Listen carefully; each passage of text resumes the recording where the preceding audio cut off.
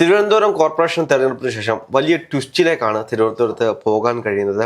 നമുക്കറിയാം, ശ്രീലേഖ IPS മത്സരിച്ച് വിജയിക്കുന്ന ഒരു സാഹചര്യം ഉണ്ടായി. പക്ഷേ എന്നാൽ ഇപ്പോൾ വി കെ പ്രശാന്ത് എന്ന് പറയുന്ന വട്ടിയൂർക്കാവിൻ്റെ MLA, അദ്ദേഹത്തിനോട് അദ്ദേഹത്തിൻ്റെ ഓഫീസ് ശ്രീലേഖ അവരുടെ കോർപ്പറേഷന്റെ പരിധിയിലായതുകൊണ്ട് അത് ഒഴിയണമെന്നാണ് പറഞ്ഞിട്ടുള്ളത്. യഥാർത്ഥത്തിൽ ഇത് അടുത്ത നിയമസഭാ തെരഞ്ഞെടുപ്പ് ഉന്നം വെച്ചിട്ടുള്ള ഒരു ആണോ അതോ ഒരു രാഷ്ട്രീയ പകപോക്കലാണോ? ഇത് യഥാർത്ഥത്തിൽ ഫ്രസ്ട്രേഷൻ ആണ് ശ്രീലേഖയ്ക്ക്. കാരണം നമുക്കറിയാം, കഴിഞ്ഞ ദിവസങ്ങളിൽ നമ്മൾ തന്നെ ചർച്ച ചെയ്തിരുന്നു, മേയർ ആകും എന്ന് പറഞ്ഞുകൊണ്ട് പ്രതീക്ഷിച്ച്, അല്ലെങ്കിൽ മേയർ ആകുന്നതിന് വേണ്ടിയിട്ടാണ് ഈ ഒരു കൗൺസിലറായിട്ട് തിരഞ്ഞെടുപ്പിൽ മത്സരിക്കുകയും വിജയിക്കുകയും ചെയ്തപ്പോൾ അവരുൾപ്പെടെ അല്ലെങ്കിൽ നമ്മൾ ഉൾപ്പെടെ പലരും പ്രതീക്ഷിച്ചിരുന്നു തിരുവനന്തപുരം കോർപ്പറേഷന്റെ പുതിയ മേയർ BJP മേയറായിട്ട് ശ്രീലേഖയായിരിക്കും വരുന്നത് എന്നുള്ളത്. പക്ഷേ ആ പ്രതീക്ഷകളെല്ലാം ഇല്ലാതാക്കിക്കൊണ്ടാണ് മുരളീധരന്റെയും സുരേന്ദ്രന്റെയും ഒരു നോമിനി എന്നുള്ള നിലയ്ക്ക്, അല്ലെങ്കിൽ അവരുടെ ഒരു ആവശ്യപ്രകാരം VV രാജേഷിനെ അവിടെ മേയറാക്കി മാറുന്നത്. അതിനുശേഷം ആ ഒരു ചടങ്ങിൽ പങ്കെടുക്കാതെ പാലുകാച്ചലിന് പോയ ശ്രീലേഖയെ നമ്മൾ കണ്ടിരുന്നു. ശ്രീലേഖയ്ക്ക് ആ ഒരു സമയത്ത് എത്രത്തോളം മാനസികമായി ബുദ്ധിമുട്ടുണ്ടായിരുന്നു, അല്ലെങ്കിൽ താൻ ആഗ്രഹിച്ച സാധനം കിട്ടിയില്ല.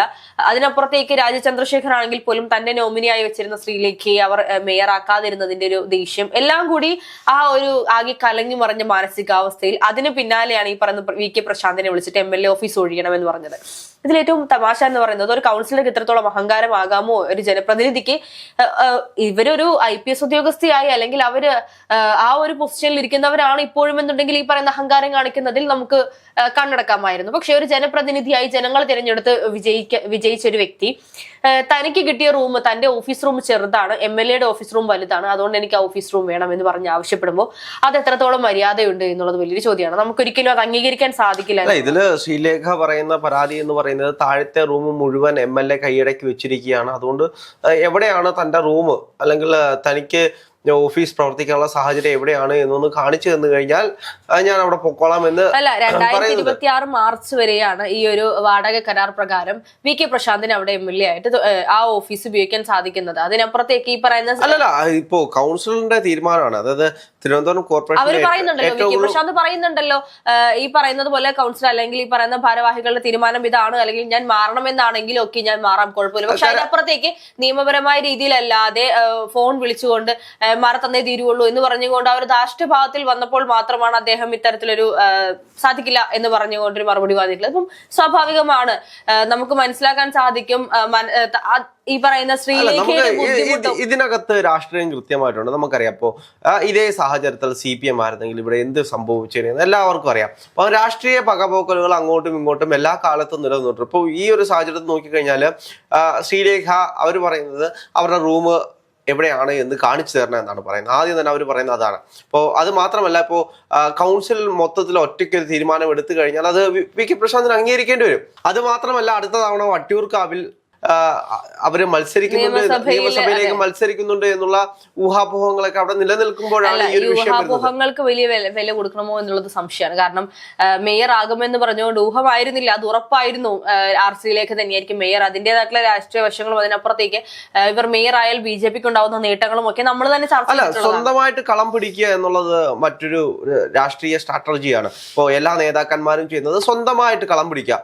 ഏതെങ്കിലും ഒരു മണ്ഡലത്തിൽ താൻ ഉറപ്പിച്ചു കഴിഞ്ഞാൽ ആ മണ്ഡലത്തിൽ കളം പിടിക്കുക എന്നുള്ളത് അവിടുത്തെ നേതാവിന്റെ ചുമതലയാണ്. ഇപ്പോൾ ദേശീയ തലത്തിൽ നിന്ന് അല്ലെങ്കിൽ കേരള ഘടകത്തിൽ നിന്ന് ശ്രീലേഖയോട് പറഞ്ഞിട്ടുണ്ടെങ്കിലോ കഴക്കൂട്ടം നോക്കി നിന്നോളാം. അപ്പോൾ കഴക്കൂട്ടത്ത് ആദ്യം തന്നെ ഫൈറ്റ് ചെയ്യാൻ പറ്റിയത് അവിടുത്തെ MLAയുമായിട്ടാണ്. MLAയുമായിട്ട് ആദ്യത്തെ ഫൈറ്റിൽ കേരളത്തിലെ ജനങ്ങൾ മൊത്തം ഇന്ന് അത് ശ്രദ്ധിച്ചുകൊണ്ടിരിക്കുകയാണ്. MLAയുമായിട്ട് ഫൈറ്റ് ചെയ്യുന്നതും ഇനി ഈ വിഷയങ്ങൾ കത്തിക്കയറുന്നത് എങ്ങനെയാണ് എന്നെല്ലാം കാണാൻ കിടക്കുന്നത്. അല്ല, ഈ പറയുന്ന പൊതുജനങ്ങൾ അല്ലെങ്കിൽ സാധാരണക്കാർ വോട്ട് ചെയ്ത് വിജയിപ്പിച്ച് കൗൺസിലറാക്കി അതിനുശേഷം ഇത്തരത്തിൽ ആ സ്ഥാനത്ത് നിന്നും മാറി നിയമസഭയിലേക്ക് മത്സരിക്കുന്നു, അല്ലെങ്കിൽ നിയമസഭയിൽ നിൽക്കുന്ന ആളുകൾ ലോക്സഭ അത്തരത്തിൽ ഇങ്ങനെ മാറി മാറി മത്സരിക്കുമ്പോൾ പൊതുജനങ്ങൾക്ക് അവർ വോട്ട് ചെയ്ത് വിജയിപ്പിച്ച ആളോട് അവർ ചെയ്യുന്ന, അല്ലെങ്കിൽ ഈ പറയുന്ന പൊതുജനങ്ങളോട് ചെയ്യുന്ന നീതിയില്ലായ്മയല്ലേ? നീതിയില്ലായ്മയ്ക്ക് അപ്പുറത്തേക്ക് രാഷ്ട്രീയത്തിൽ ഇത് എല്ലാ കാലത്തും ഇങ്ങനെ തന്നെയാണ് പോയിക്കൊണ്ടിരിക്കുന്നത്. അപ്പൊ അങ്ങനെയാണെങ്കിൽ കോൺഗ്രസിൽ എന്താണ്, CPM-ൽ എന്താണ്?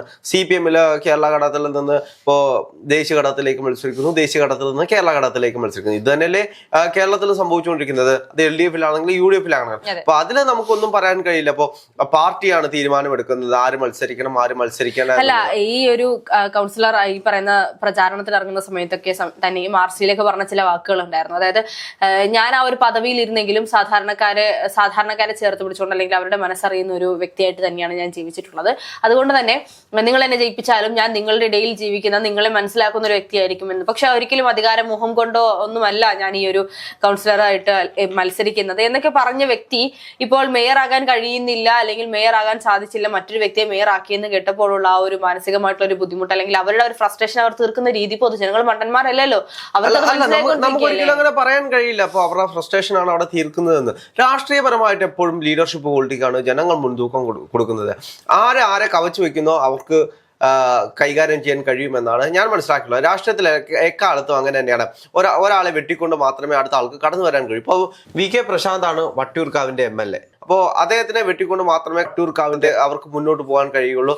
അങ്ങനെയുള്ള ഒരു സാഹചര്യത്തിൽ VK പ്രശാന്തിനോട് തന്നെ ആദ്യമേ ഫൈറ്റ് ചെയ്ത് തുടങ്ങുമ്പോൾ ഒരു LDF വിരുദ്ധ വോട്ടുകൾ, ആ വിരുദ്ധ അഭിപ്രായങ്ങളെല്ലാം കൂടെ ശ്രീലയ്ക്ക് ഒരു പൊൻതൂവലായിട്ട് വരും, അല്ലെങ്കിൽ അവർക്കത് ഒരു പോസിറ്റീവായിട്ട് വരും.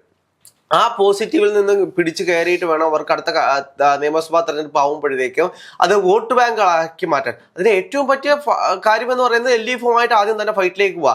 കാരണം LDF ആണല്ലോ. ഇപ്പം തിരുവനന്തപുരം കോർപ്പറേഷനിലാണെങ്കിൽ പോലും UDF-നോടല്ല LDF-നോട് പടപൊരുതിയിട്ടാണ് BJP അവിടെ ആ സീറ്റുകൾ അധികാരത്തിൽ വന്നിട്ടുള്ളത് എന്നത് യാഥാർത്ഥ്യമാണ്.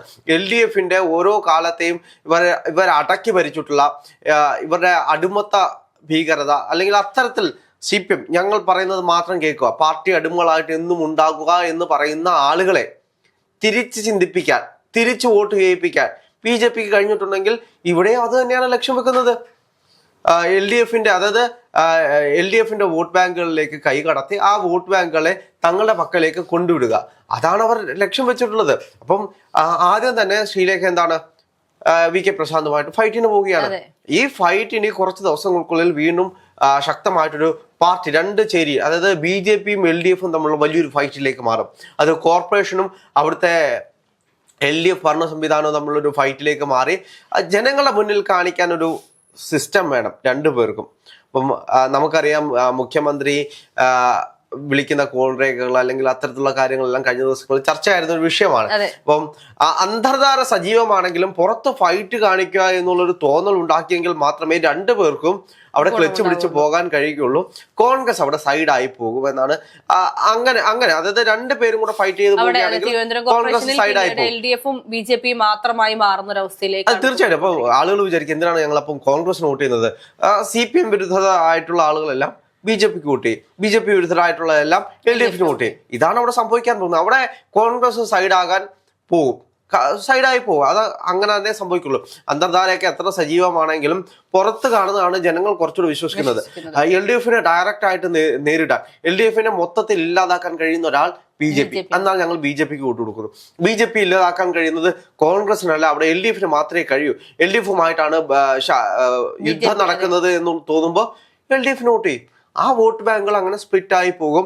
കോൺഗ്രസിന്റെ കുറച്ച് വോട്ടുകൾ മാത്രം കോൺഗ്രസ് പിടിച്ച് മാറി ഈ തവണ 3ാം സ്ഥാനത്തേക്ക് പോയതുപോലെ, കോർപ്പറേഷൻ തെരഞ്ഞെടുപ്പിൽ 3ാം സ്ഥാനത്ത് പോയതുപോലെ തന്നെ നിയമസഭാ തെരഞ്ഞെടുപ്പിലും കോൺഗ്രസിനെ സൈഡാക്കാൻ വേണ്ടിയിട്ടുള്ളൊരു സ്ട്രാറ്റജിക്കൽ മൂവാണിത്.